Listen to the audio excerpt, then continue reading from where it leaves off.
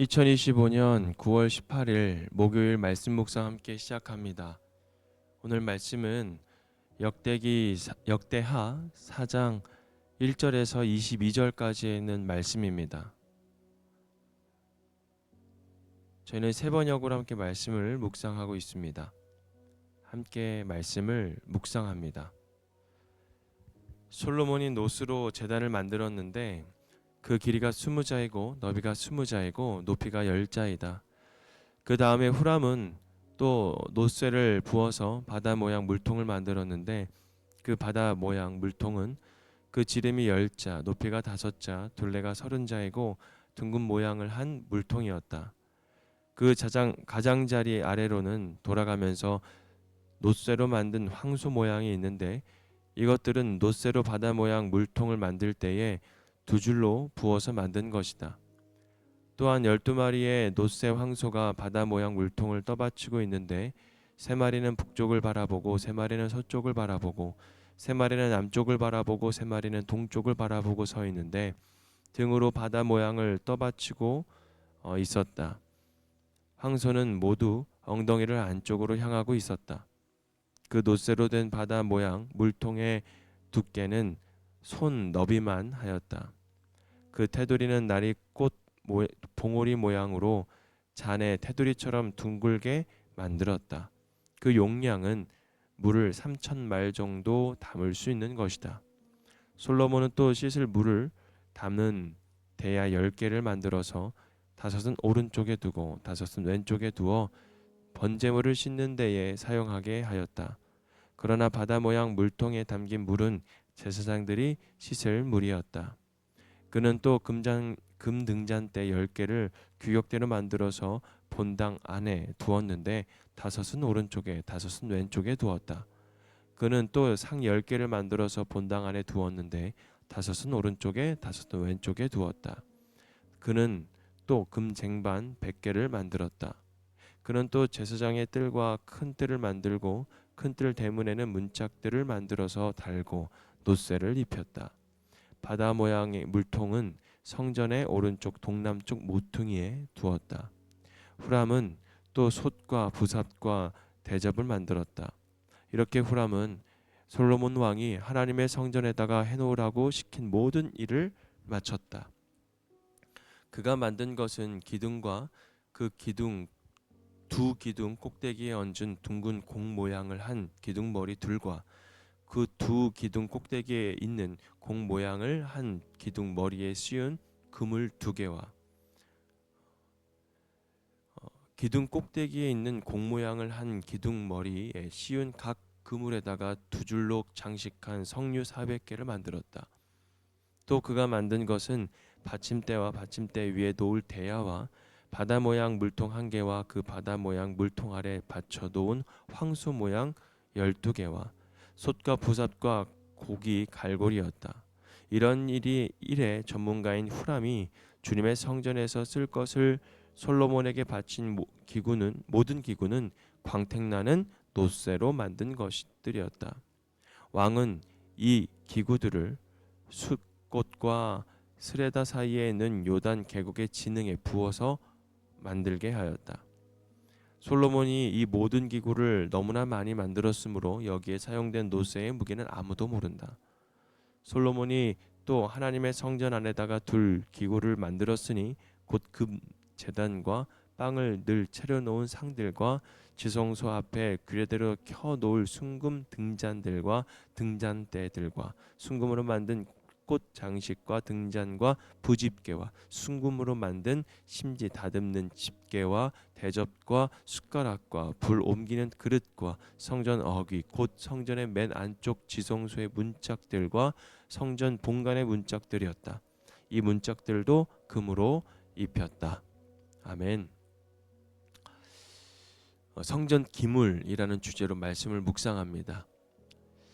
오늘은 역대하 4장의 말씀에 보면 성전 건축의 마지막 단계인 곧 성전 안팎에 놓일 기물들을 만드는 과정을 기록하고 있습니다. 번제단, 물두멍, 금 등잔대, 진설병상, 향단, 뜰의 기구들까지 모든 것이 세밀하게 준비되어 있었습니다. 하나님께서 성전 안에 이런 기물들을 두라고 하신 이유는 단순히 장식을 위해서가 아니라 예배와 제사가 온전히 이루어지기 위한 반드시 필요한 도구들이었습니다. 이 기물들은 하나님을 섬기는 질서와 방식을 상징하고 있고요. 또 성전은 철저히 하나님 중심으로 지어져야 함을 우리에게 보여주고 있는 것이죠. 성전 기물들을 영적 교훈으로 마치 함께 우리가 이어나가며 하나님의 은혜의 시간이 되기를 바랍니다. 번제단과 놋바다와 물두멍, 금 등잔대, 그리고 향단, 진설병상 이렇게 5개를 나누어서 그 성전 기물들이 가지고 있는 영적인 뜻이 무엇인가 우리가 함께 나누면서 은혜의 시간이 되기를 주님의 이름으로 부탁드립니다. 첫 번째로 번제단입니다. 번제단은 예배 시작은 희생이라는 것을 우리에게 알려주고 있습니다. 하나님 앞에 제물을 드리는 자리이죠. 성전의 첫 기물로 번제단이 강조되는 것은 예배가 인간의 공로가 아니라 희생 제물로 시작됨을 의미합니다. 오늘 우리에게는 예수 그리스도의 십자가가 바로 번제단입니다. 우리는 그 은혜로 예배할 수가 있고 그 은혜로 하나님의 자리에 나올 수가 있게 되는 것이죠. 두 번째로 놋바다와 물두멍입니다. 이것은 정결한 삶을 뜻합니다. 제사장들이 제사를 드리기 전에 손과 발을 씻습니다. 하나님 앞에 나아가는 것은 언제나 정결이 요구되는 것이죠. 오늘날 우리는 예수 그리스도의 보혈로 씻김 받았고 성령의 도우심으로 거룩하게 살아갈 수가 있게 됩니다. 우리의 삶이 매일매일 씻김 받아야 함을 우리가 기억하며 매일매일 예수님의 보혈과 또 성령님의 도우심으로 살아가는 저희 모두가 되어야 됩니다. 세 번째로 금 등잔대입니다. 성소 안에 두었던 등잔대는 항상 불을 밝히게 하셨습니다. 이는 하나님의 임재를 상징하고 동시에 성도들의 삶이 세상이 빛이 되어야 된다는 것을 우리에게 알려주고 있는 것이죠. 우리의 가정과 교회가 꺼지지 않는 등불처럼 빛을 비추는 공동체가 되어야 하는 것입니다. 금 등잔대는 우리에게 빛을 비추는 사명을 알려주고 있는 것이죠. 그리고 네 번째로 진설병상인데 이것은 하나님과의 교제를 뜻합니다. 매주 새 떡을 올려놓고 하나님께 드립니다. 이는 하나님이 우리를 먹이시고 우리가 하나님과 교제한다는 상징입니다. 오늘 우리에게는 말씀과 성찬이 바로 진설병과 같습니다. 우리는 날마다 말씀으로 양식을 얻고 주님과 교제하는 삶을 살아야 되는 것이죠. 그 가운데 이 향단은 마지막으로 우리에게 기도의 향기로 알려주고 있습니다. 향단은 하나님께 향을 피워 올려드리는 곳입니다. 곧 성도들의 기도를 의미하죠. 성전에서 향기가 끊어지지 않듯이 성도들의 삶에서 기도가 끊이지 않고 늘 하나님 앞에 향하여 부르짖는 소리들이 우리들의 고백이 있어야 합니다.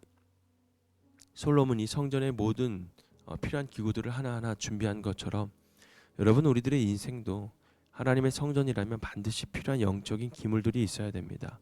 첫 번째로 십자가를 붙드는 믿음입니다. 그것은 번제단이죠. 두 번째로 말씀과 성령으로 정결되는 삶입니다. 이것은 물두멍을 뜻합니다. 그리고 세상에 빛을 비추는 사명입니다. 이것은 등잔대를 말합니다. 그리고 말씀과 예배로 교제하는 삶을 말합니다. 이것은 진설병상을 얘기하죠. 끊임없는 기도의 향기를 우리에게 필요하고 계십니다.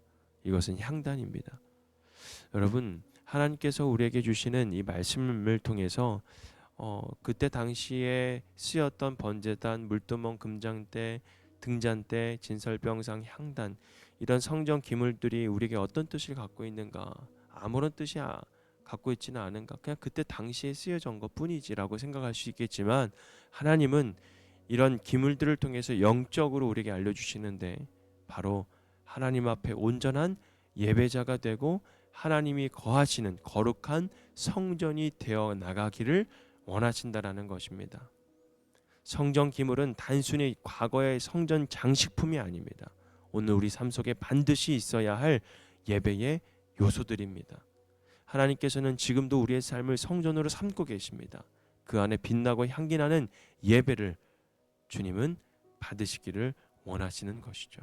오늘 하루도 정말 성전 기물이 우리의 영적인 성전 기물이 되어서 십자가를 붙드는 믿음, 말씀과 성령으로 정결되는 삶, 세상에 비추는 사명, 말씀과 예배로 교제하는 삶, 끊임없는 기도의 향기가 나타나는 오늘 귀한 복된 하루가 되기를 주님의 이름으로 축복합니다. 오늘 말씀 묵상 마칩니다.